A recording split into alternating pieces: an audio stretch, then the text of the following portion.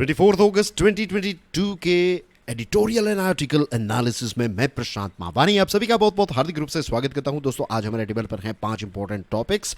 Number 1, alarming indoctrination, जो terror organisations जिस प्रकार से TPO करते हैं, we will talk about it. फिर जेम्स वेब टेलीस्कोप के साथ जुड़ी हुई कुछ इंटरेस्टिंग डिटेल्स हम इंडियन एक्सप्रेस के इस आर्टिकल में देखेंगे। फिर एक बहुत ही इंटरेस्टिंग आर्टिकल है डोलोडॉक्सिन फार्मा। इससे पहले भी हमने इसी विषय पर बात की थी, आज थोड़ी और गहराई में जाने की कोशिश करेंगे। रिव्यूइंग रेमिशन, यहाँ पर कुछ लोगों को बेल मिल गई है बिल्किस बानो केस में, will talk about it. And Indian Express का एक आर्टिकल है कि 75 ईयर्स हो चुके हैं, 2047 तक भारत को क्या करना चाहिए, कैसा हमें बनना चाहिए, will talk about that as well. तो let's quickly crack on with the first one, alarming indoctrination। Tribune का ये आर्टिकल है। हाल ही में इस्लामिक स्टेट नाम की जो ऑर्गेनाइजेशन है उसका एक प्लॉट जो है ये अनअर्थ हुआ है, राइट। इसको सीक्रेट सर्विस की टीम ने अनअर्थ किया है, इसको पर्दाफाश किया है इसका बेसिकली। और एक सुसाइड अटैक होने वाला था हमारे देश के टॉप लीडर पर, right. A member of India's leadership elite, इन पर एक अटैक होने वाला था। अब किस व्यक्ति पर होने वाला था वी डोंट नो, लेकिन इंडिया के टॉप लीडर्स जो हैं उनमें से एक लीडर को टारगेट करने की यहाँ पर बात थी। तो ये टेरर ग्रुप्स जो हैं वो इस प्रकार से अपनी एक्टिविटीज़ जो हैं वो करते रहते हैं। और दूसरी तरफ हमारी जो RNAW हैं और दूसरी जो IB और दुनिया की अलग अलग एजेंसीज के साथ मिलकर हम इस प्रकार का डेटा जो है वो शेयर करते रहते हैं और इनको पकड़ने की पूरी कोशिश करते हैं। एक और चीज़ हमें जो ध्यान में रखनी चाहिए वो ये है, जनरली ये चीज़ जो है वो मीडिया में डिस्कस नहीं होती है, क्योंकि मीडिया में जब भी कोई जब भी देश में कोई आतंकवादी हमला होता है तो मीडिया जो है वो उसी चीज़ को बार बार रिपीट करके दिखाती रहती हैं कि ध्यान से देखिए ये हुआ वो हुआ एक्सेट्रा। लेकिन उस टाइम पर कोई भी ऐसी चीज़ अप्रिशिएट नहीं करता कि RNAW के हमारे ऑफिशियल्स ने, IB के ऑफिशियल्स ने, लेट्स से अगर 19 टाइम्स आतंकवादी हमले होने वाले थे तो इनको रोक दिया। अनफॉर्चुनेटली 20th टाइम जो है वो सक्सेसफुल नहीं होते हैं और वो आतंकवादी हमला जो है वो हो जाता है। तो we need to appreciate this कि ज़्यादातर मैक्सिमम टाइम, इनफैक्ट 99% जितने हमले जो हैं उनको रोका जाता है, 95% जितने हमलों को रोका जाता है। अनफॉर्चुनेटली कई बार कुछ एरर्स की वजह से कई पर आतंकवादी जो हैं वो हमारे हाथ से छूट जाते हैं और फाइनली वो अपना मिशन जो है वो कंप्लीट कर लेते हैं। अब एक और चीज़ हमें समझनी है, वैसे इस सीरीज़ को फॉलो करने वाले स्टूडेंट्स तो इस बात को अच्छे तरीके से जानते हैं, but still we need to remind ourselves कि यहाँ पर ऐसा नहीं है कि कोई पर्टिकुलर धर्म जो है, कोई भी एक फैमिली, आप जस्ट इमेजिन, एक लॉजिकल बात सोचिए, कौन चाहेगा कि उसका बेटा या फिर बेटी जो है वो ये सुसाइड बॉम्बर बने? कोई भी नहीं चाहेगा, राइट। रिलीजन का नाम बदनाम किया जाता है, रिलीजन के नाम पर टेरर अटैक जो है वो किया जाता है। और अब सिचुएशन ऐसी हो चुकी है because of internet and things, terror process outsourcing, इसको मैं कहता हूँ TPO। ये मैंने खुद ने ये टर्म जो है वो बनाई है कि अब इन सारे ऑर्गेनाइजेशंस को दुनिया के अलग अलग जगहों पर जो यंगस्टर्स हैं उनको रिक्रूट करने के लिए अपने लोगों को वहाँ पर भेजना नहीं पड़ता, ऑनलाइन ही ये सारी चीज़ें हो जाती हैं। फॉर एग्जांपल, भारत के ही एक सिटीज़न को ऐसा स्लीपर सेल बनाकर उसका ब्रेन वॉश करके भारत के खिलाफ ही उसका इस्तेमाल जो है वो किया जाता है। रशिया ने इस IS मेंबर को डिटेन किया और ये जो मेंबर हैं वो टर्की में already as a suicide bomber recruit हो चुका था और उसकी ट्रेनिंग और सारी चीज़ें जो हैं वो टर्की में हुई थी। फाइनली रशिया ने इसको पकड़ लिया है। रशियन फेडरल सिक्योरिटी सर्विस जो है उसका कहना यह है कि ये आइडियोलॉजिकल इंडोक्ट्रिनेशन हो रहा है और ऐसा किया गया इस व्यक्ति के साथ और वाया टेलीग्राम, राइट, रिमोटली, यानी कि इसके आका जो हैं, सो कॉल्ड हैंडलर्स जो हैं, वो किसी और जगह पर बैठे हैं और इस प्यादे को ऑनलाइन इंडोक्ट्रिनेट किया गया, ब्रेन वॉश किया गया और कुछ मीटिंग्स भी हुई, लेकिन उससे पहले ही मीटिंग में आप जाएंगे उससे पहले उनको भी ऐसा लगना चाहिए ना कि नहीं ये लड़का जो है वो ये मिशन जो है वो कंप्लीट कर पाएगा, तो उनको लगेगा फिर भी उसके बाद ही आपकी टिकट्स और ये सारी चीज़ें वो आपको मिलने का मौका देंगे। और इसके बैकग्राउंड में भी बहुत सारे लोग होंगे, आई एम श्योर इसकी इन्वेस्टिगेशन जो है वो चल रही होगी। अब कुछ दिनों पहले हमने ये भी देखा कि सलमान रश्दी जो एक राइटर हैं तो उनको स्टैप किया गया न्यूयॉर्क में। और अगेन इस प्रकार की ऑर्गेनाइजेशंस जो हैं वो कोई ब्लेस्फेमी है, कोई कंट्रोवर्शियल किसी ने बात कर दी। देखिए, I don't agree with this sort of statements given by various different people. जैसे नुपुर शर्मा ने कुछ कह दिया, नवीन जिंदाल ने कुछ कह दिया। अभी लेटेस्ट ये है कि तेलंगाना में बीजेपी एमएलए हैं टी राजा सिंह, तो उन्होंने एक कमेंट कर दी हैं। कुछ कॉमेडियंस जो हैं वो कुछ अलग अलग धर्मों के बारे में कुछ ना कुछ कहते रहते हैं। ऐसी चीज़ें जिससे लोगों के सेंटिमेंट्स हर्ट हो जाए, ऐसा लोगों को खुद नहीं करना चाहिए। लेकिन अगर किसी ने ऐसा बोल भी दिया तो उसका मतलब ये नहीं है कि आप लॉ एंड ऑर्डर अपने हाथ में ले और फिर आप उसकी गला काटने की बात करें, हत्या करने की बात करें। That is not acceptable as well at all.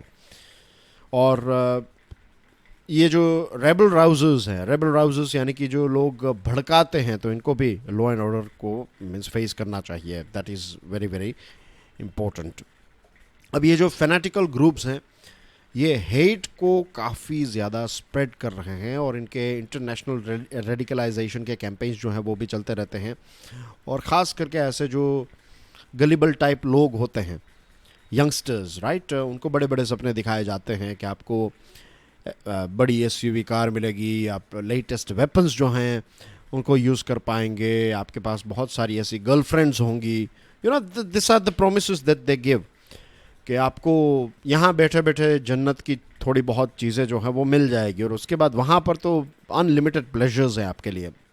ऐसे बड़े बड़े सपने दिखाकर और धर्म के नाम पर बहुत सारी ऐसी सीडीज़ बनाई जाती हैं, फोर्ज्ड सीडीज़ होती है, डॉक्यूमेंट्स होते हैं, उसमें दिखाया जाता है कि कितने अत्याचार हम पर हो रहे हैं, ये वो एक्सेट्रा। और फिर ऐसे लोगों का इस्तेमाल जो है वो पॉलिटिक्स के लिए भी किया जाता है।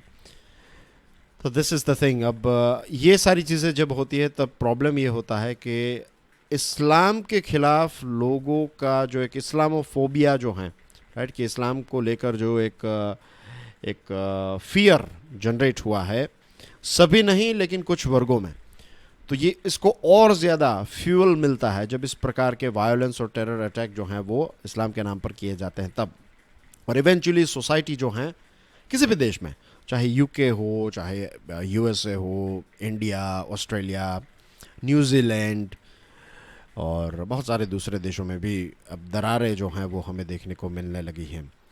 और जो पिस जाते हैं इसमें वो होते हैं वे सारे लोग जो नॉर्मल सिटीजन्स हैं, राइट, जो फैमिली मेरी आपकी तरह जो एक नॉर्मल जीवन जीते हैं। ऐसे लोगों को फिर टेररिस्ट के मीन्स ऐसा माना जाता है कि ये लोग टेरर एक्टिविटीज़ में कुछ ना कुछ कहीं ना कहीं शामिल होंगे एंड थिंग्स लाइक दैट। और फिर उनके साथ रेसिज्म किया जाता है और फिर उनके बच्चों को फिर ये लगता है कि नहीं नहीं हमारे साथ तो यही हो रहा है, हम जब तक बदला नहीं लेंगे। तो अगेन ये साइकिल जो हैं, ये विशियस साइकिल जो हैं वो चलती रहती है। We need to break this cycle with love, with friendship, with understanding, with common sense, with constitution, with law and order. दोस्तों, ये जेम्स वेब टेलीस्कोप ने जो इमेजेस शेयर की है हमारे साथ, तो उसके साथ जुड़ा हुआ एक आर्टिकल है, इंडियन एक्सप्रेस का आर्टिकल है। बहुत सारी डिटेल्स नहीं हैं, I will be to the point, 2 minute में इसको ख़त्म करने वाले हैं। जेम्स वेब स्पेस टेलीस्कोप अभी तक का सबसे एडवांस्ड टेलीस्कोप अगर इंसानों ने, right, I am not talking about NASA, I am talking about human beings, जो एक गुफा में रहने वाला इंसान था आज स्पेस में JWST जैसे डिवाइसेस को भेजने लगा है। तो यू कैन इमेजिन कि हमने बहुत तरक्की कर ली साइंस एंड टेक्नोलॉजी में, बहुत सारी चीज़ों में। कुछ जगहों पर हमने डिस्ट्रक्शन भी किया है, for example climate change, but on the positive side हमने काफ़ी तरक्की की। तो स्पेस को लेकर जो हमारी एक समझ है, जो हमारी लिमिटेशंस थी, ये लिमिटेशंस की बाउंड्री को और ज़्यादा एक्सपांड कर रहा है ये James Webb space stunning images NASA ने दुनिया के साथ शेयर की हैं। ये JWST जो है इसने ब्लैक होल का साउंड जो है ये भी रिवील किया। और अब हमारी जो इमेजिनेशन है, बहुत सारे ऐसे Star Wars and there are so many films, isn't it, Interstellar, और इसके अलावा जो भी कोई फिल्म्स हैं उसमें जो भी हमारी इमेजिनेशन है तो उसको भी, उसकी बाउंड्रीज को भी बड़ा बड़ा बनाता जा रहा है ये JWST, क्योंकि हमें बहुत सारी नई नई चीज़ें जो हैं उसके बारे में समझने को मिल रही हैं। दोस्तों बहुत सालों पहले की बात है, मैंने एक किताब पढ़ी थी, I think it was in 2014, right. ये किताब जो है इसका नाम है द ऑरेंज गर्ल। कभी वक्त मिले तो पढ़िएगा ज़रूर।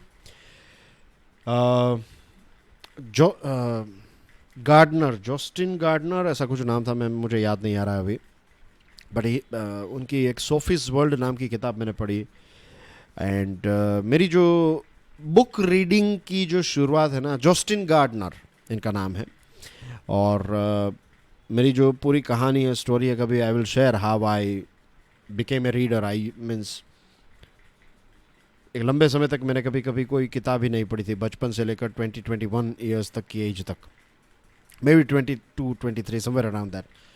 लेकिन उसके बाद ये किताबों में एक दिलचस्पी लगी, और I still remember Sophie's World. वो एक ऐसी किताब थी जो स्टार्टिंग की कुछ किताबें होती थी, तो उसमें से एक ये थी। और फिर इसी ऑथर की ये द ऑरेंज गर्ल मैंने पढ़ी, और उस ऑरेंज गर्ल के टाइम पर मुझे ये हबल टेलीस्कोप के बारे में पता चला। एंड बहुत इंटरेस्टिंग है ये भी। मीन्स अब ये आउटडेटेड लगता है कंपेयर, लेकिन उस टाइम पर आज जैसे JWST है, वैसे आज से कुछ 30-40 साल पहले इट वाज हबल टेलीस्कोप। तो लोगों की अंडरस्टैंडिंग जो है उसको काफ़ी इंक्रीज किया हबल की वजह से ही। Hubble was like cornerstone. उसके बाद ये JWST, and I don't know in future में और क्या क्या आएगा। But what we are doing is हम हमारी लिमिट्स को चैलेंज कर रहे हैं as human beings, which is very very good. Dolo, docs and pharma, Times of India का ये आर्टिकल है। मैंने आपको इससे पहले भी बताया था ना इसी पर्टिकुलर टॉपिक के बारे में, कि कैसे डॉक्टर्स को बड़ी बड़ी कंपनीज जो हैं वो कैश देती हैं, गिफ्ट्स देती हैं, दूसरे कुछ पैकेजेस देती हैं, ताकि डॉक्टर्स जो हैं वो उसी पर्टिकुलर फार्मा कंपनी की दवाइयों को रेकमेंड करें। अगर ऐसी दवाइयों की जगह पर जेनेरिक मेडिसिन रेकमेंड की जाए तो एक पेशेंट के पॉइंट ऑफ व्यू से देखें तो उसका खर्च जो है वो कितना ड्रॉप हो जाएगा। लेकिन ऐसा क्यों करेंगे? क्योंकि उनको यानी कि डॉक्टर्स को भी अपने परिवार को दुनिया के अलग अलग देशों में हर साल लेकर जाना है, साल में 2-3 बार लेकर जाना है। और ये सारी चीज़ें अगर फार्मा कंपनीज प्रोवाइड कर रही है और पेशेंट जो हैं वो तो ठीक हो ही जा रहा है वो दवाई लेकर, तो इसमें उनको कुछ अनएथिकल नहीं लगता है। लेकिन बारीकी से देखा जाए, गहराई से समझा जाए तो ये अनएथिकल प्रैक्टिस ही है। ये हेल्थ केयर सिस्टम का एक ओपन सीक्रेट है कि इस प्रकार से फ्रीबीज जो हैं डॉक्टर्स को दी जाती हैं बाय फार्मा कंपनीज। और ये जो मेडिकल प्रोफेशन और फार्मास्यूटिकल इंडस्ट्री के बीच में जो रिलेशनशिप है, ये रिलेशनशिप न जाने कितने सारे लोगों को अपने गहने, अपना कितनी सारी चीज़ें बेचकर वो अपनी दवाई और इन सारी चीज़ों का बिल जो है वो पे करते हैं।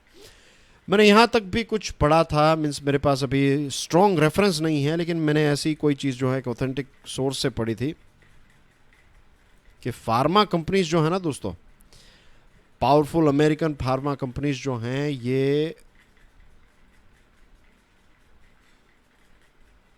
मेडिकल कॉलेजेस जो हैं उनका सिलेबस भी वो तय करती हैं। Can you imagine this? आप इसकी गहराई को समझ रहे हैं? एक फार्मा कंपनी मेडिकल कॉलेजेस जो हैं उनके सिलेबस को अगर तय कर रही है तो वो बताएंगे कि इस बीमारी में ये ही दवाई यूज़ करनी है, इस बीमारी में आपको ये दवाई यूज़ करनी है, इस बीमारी में। तो आपकी पूरी जो डॉक्टर्स की फ़ौज आएगी वो एक प्रकार से फार्मास्यूटिकल कंपनीज़ के एक एजेंट के तौर पर ही काम करेंगे, क्योंकि उनका पूरा एजुकेशन, उनकी पूरी पढ़ाई जो है वो एक पर्टिकुलर कंपनी ने ही डिसाइड की है। तो जस्ट इमेजिन कि उनका फॉर एवर रेवेन्यू जो है वो कितना जायंट ये कंपनीज जो है वो होती जाएगी। 2018 लंदन में दवाइयों की हाई कॉस्ट के बारे में हमारे प्राइम मिनिस्टर साहब ने ये बताया था कि the Prime Minister Modi drew air of doctors after alluding to pharma-sponsored trips by doctors to foreign countries as an obstacle to them prescribing cheaper generic medicines. जो मैंने बात बताई वही प्राइम मिनिस्टर साहब ने 2018 में बताई थी कि जेनेरिक मेडिसिन को नहीं लेकिन ब्रांडेड मेडिसिन को डॉक्टर्स प्रमोट करते हैं ताकि उनको उनके परिवार को फॉरेन स्पॉन्सर्ड ट्रिप्स मिले. सिविल सोसाइटी एक्टिविस्ट जो हैं उन्होंने अब इस बार इस चीज़ को दुनिया के सामने फिर से रखा है और लीगल फ्रेमवर्क बने, इस पर अकाउंटेबिलिटी स्थापित हो, इस चीज़ को लेकर डिमांड कर रहा है civil society activists. Bengaluru based जो माइक्रो लैब्स हैं जो डोलो 650 बनाती हैं, तो ये डोलो 650 ने अपने आप को, इस कंपनी ने अपने प्रोडक्ट को स्पॉन्सर करने के लिए, मीन्स प्रमोट करने के लिए डॉक्टर्स को फ्रीबीज जो हैं वो हैंड ओवर किया. और एक्सपर्ट्स जो हैं उनका मीन्स जनरली जो है वो क्या होता है कि ऐसी कहानी आती रहती है, कुछ दिनों के बाद ये चीज़ें जो हैं वो फिर लोग भूल जाते हैं. लेकिन जुलाई में माइक्रो लैब्स पर रेड्स हुई, टैक्स इवेजन को लेकर रेड्स हुई और इसमें बहुत सारे डॉक्यूमेंट्स मिले जिसमें ये एविडेंस मिला है कि इस कंपनी ने डोलो 650 को प्रमोट करने के लिए कुछ 5-6 करोड़ के फ्रीबीज जो हैं वो डॉक्टर्स को दिए हैं. कंपनी के जो एग्जीक्यूटिव हैं, एग्जीक्यूटिव वाइस प्रेसिडेंट, उनका कहना यह है कि apart from normal samples, pens, writing pad, small printed books, hand sanitizers and masks, no major so called freebies और big gifts have been given to doctors for the anti fever drug. ये company के executive जो हैं, company के vice president जो हैं, उनका ये स्टेटमेंट है. और मीडिया में ये आया था कि कुछ 1000 करोड़ तक का फ्रीबीज दिया है, लेकिन that is a big amount. 1000 crore की that is a imaginary amount. कुछ 5-6 करोड़ इतने का तो डेफिनेटली दिया ही है, ऐसा नज़र आ रहा है prima facie. Federation of Medical and Sales Representatives Association of India FMRAI जो हैं, तो इनके मेंबर्स जो हैं वो सुप्रीम कोर्ट में गए हैं और उनकी जो प्ली है वो भी काफ़ी इंटरेस्टिंग है. इसमें 2 चीज़ें हैं. नंबर 1, उनके लॉयर्स जो हैं वो ये सजेस्ट कर रहे हैं कि क्या था कि अभी तक का रूल ये था कि 500 mg की जो 500 माइक्रोग्राम की जो दवाई है ना, तो ये दवाई की प्राइस जो है ये रेगुलेटेड है, यानी कि सरकार जो है वो इस पर एक प्रकार की कैप लगाती है, इससे ज़्यादा आप पैसे इसके नहीं ले सकते. तो ये डोलो वाली कंपनी ने क्या किया, डोलो 650 mg बना ली, right. Dolo 650, Dolo 500 let's say पहले मिलती थी, लेकिन 500 की प्राइस तो रेगुलेटेड है. लेकिन अगर ये 650 बन जाए तो इसकी प्राइस जो है वो कंपनी खुद तय करेगी.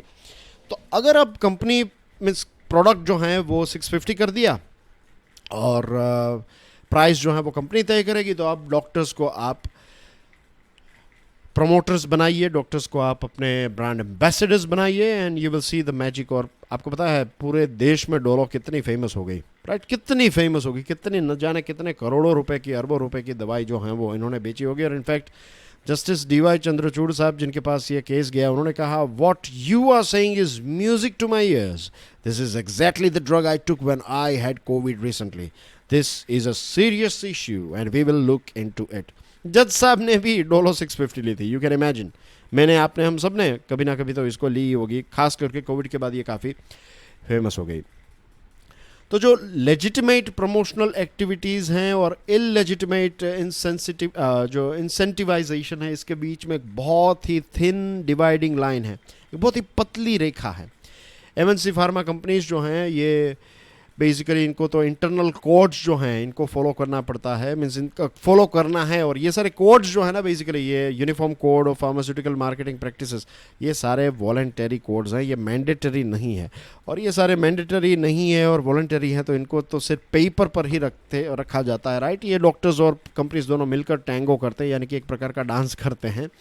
और एनीवे बहुत सारी बातें मैंने आपको कर दी. अब सुप्रीम कोर्ट जो है वो इसको एग्जामिन करने वाली है और सुप्रीम कोर्ट सेंट्रल गवर्नमेंट को कहेगी कि ये UCPMP जो है, that is this, right, uniform code of for pharmaceutical marketing practices, इसको एक लॉ में तब्दील किया जाए. गाइडलाइंस नहीं, it should be a law, ताकि इसका इफेक्टिव मॉनिटरिंग हो सके, राइट, ट्रांसपेरेंसी हो, और अगर कोई वायोलेट करे तो इसमें पनिशमेंट भी दी जा सके.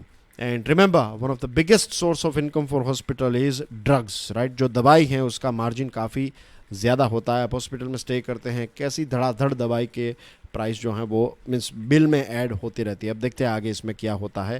थैंक्स टू कोरोना वायरस की वजह से कहीं ना कहीं ये डोलो सागा जो है वो हमारे सामने आई। अब देखते हैं इसका लॉजिकल कंक्लूजन जो है वो क्या होता है। रिव्यूइंग रेमिशन, द हिंदू का ये आर्टिकल है। पब्लिक स्पिरिटेड एक्टिविस्ट्स ने सुप्रीम कोर्ट में चैलेंज किया है 11 ऐसे कन्विक्ट्स हैं जिनको प्री मैच्योर रिलीज दिया गया। ये लोग लाइफ टर्म सर्व कर रहे थे, गैंग रेप किया है एक महिला का और मर्डर किया है 7 लोगों का। राइट, ये जो बिल्किस बानो हैं ये सर्वाइवर हैं। तो ये बिल्किस बानो जो है वो कोर्ट में नहीं गई हैं क्योंकि अभी क्या हुआ है, ये जो पूरा टॉपिक सामने आया है, ये पब्लिक स्पिरिटेड एक्टिविस्ट जो मैंने आपको कहा जो सुप्रीम कोर्ट में गए इस रिलीज को लेकर, तो गुजरात गवर्नमेंट ने एक कंट्रोवर्शियल ऑर्डर दिया। उन्होंने इन कॉन्विक्ट्स को रेमिशन दे दिया, यानी कि उनकी सज़ा जो है वो कम कर दी। ये चीज़ जो है इसका जुडिशियल रिव्यू होना बहुत ही ज़रूरी है। That those found guilty of multiple murders, एक 3 साल की बच्ची का मर्डर कर दिया, गैंग रेप किया है, दूसरे मर्डर्स किए हैं, तो ऐसे लोगों को प्री मैच्योर छोड़ देना that is not logical eight all. और यहाँ पर 2 ग्राउंड्स हैं। ये रेमिशन जो है वो इलीगल अपीयर होता है because of 2 things. Right, state government ने जो डिसीजन लिया ये सेंट्रल गवर्नमेंट को कंसल्ट किए बिना लिया। This is point number 1। Section 435 जो है सीआरपीसी का, तो इसमें ऐसा है कि जब सीबीआई के द्वारा कोई प्रॉब की गई है तो सेंट्रल गवर्नमेंट को कंसल्ट करना जो है ये मैंडेटरी है। तो स्टेट गवर्नमेंट ने ऐसा क्यों नहीं किया? This is number 1। नंबर 2, ये जो कमेटी बनाई, कमेटी जो डिसाइड करेगी कि नहीं इन लोगों को छोड़ दो, तो इन कमेटी में तो बीजेपी के 2 लोग थे, बीजेपी के लेजिस्लेटर थे, बीजेपी के एमएलए थे। ऐसा थोड़ी होता है। आइडियली रेमिशन पैनल जो है इसमें एक सीनियर गवर्नमेंट ऑफिशियल्स होने चाहिए जो होम या फिर लॉ मिनिस्ट्री के इंचार्ज हों, एक डिस्ट्रिक्ट जज होने चाहिए, एक प्रिजन सुपरिंटेंडेंट होने चाहिए। राइट, और जो प्रोबेशन और रिहेबिलिटेशन ऑफ ऑफेंडर्स के साथ डील करने वाले एक ऑफिसर्स होने, तो ऐसी एक रोबस्ट पैनल होनी चाहिए। 2 बीजेपी के एमएलएस बैठकर डिसाइड करेंगे तो वो ऐसा थोड़ी चलेगा। तो ये 2 ऐसी चीज़ें हैं। राइट, आपको पता चल गया ना। दिस इज़ नंबर 1 कि कंसल्टेशन नहीं किया, एंड दिस इज़ नंबर 2 कि जो कमेटी है इसका कॉम्पोजिशन बराबर नहीं है। India at 75 looking at 100, equitable access should be the goal, Indian Express का आर्टिकल है। कुछ दिनों पहले दोस्तों मैंने बताया था कि ऐसा 2047 तक वाले जो आर्टिकल्स हैं, तो ऐसे आर्टिकल्स को हमें छोड़ना नहीं है, इसमें से हमें बहुत सारे आइडियाज़ मिलेंगे। तो ये आर्टिकल जो हैं ये टू द पॉइंट हैं, डायरेक्टली ये आर्टिकल प्रिसीजन से जो मेन टॉपिक्स है उसके ऊपर आ जाता है कि एजुकेशन और हेल्थ, 2 चीज़ों पर यहाँ पर फोकस किया। ये 2 चीज़ें ऐसी हैं जिस पर हमें फोकस करना चाहिए, और ये 2 चीज़ें किसी भी समाज के लिए, किसी भी सोसाइटी के लिए फाउंडेशनल है। हमारी इंडियन एजुकेशन सिस्टम ने ग्लोबल सीईओज बनाए हैं। हमारी Indian private health care system की वजह से कितने सारे मेडिकल टूरिस्ट जो हैं वो हर साल हमारे देश की यात्रा पर आते हैं, इज़न्ट इट? तो फाउंडेशनल एजुकेशन जो हैं उसमें क्या है कि अर्ली स्टेज में एक बच्चा जो है वो घर बैठकर ही उसको एक फाउंडेशनल एजुकेशन मिलती है, उसके बाद वो स्कूल जाता है, उसके बाद वो हायर लर्निंग के लिए आगे बढ़ता है।